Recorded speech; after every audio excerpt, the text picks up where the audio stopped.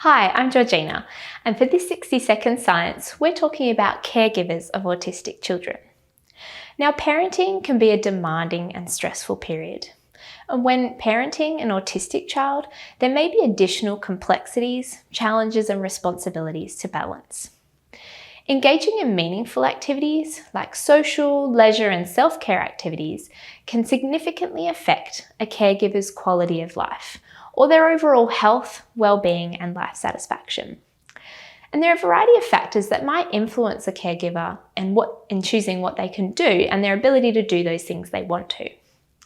The article we've linked to today looked at 160 primary caregivers of school-aged autistic children and what they called their occupational gaps, or those things that the caregivers wanted or needed to do but weren't. So, for example, having a hobby.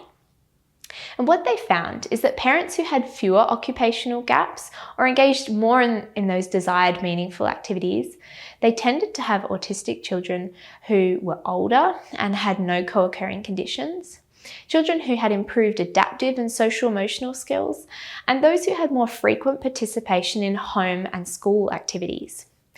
The caregivers who had fewer occupational gaps were found to have reduced parenting stress, as well as improved quality of life, social supports, and better family outcomes overall.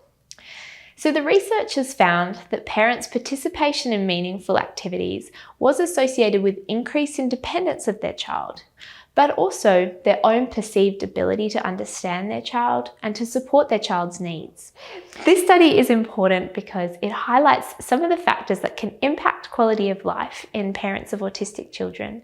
And it also highlights the need to continue to support things like the development of everyday life skills in autistic children, as well as self-efficacy and knowledge in parents.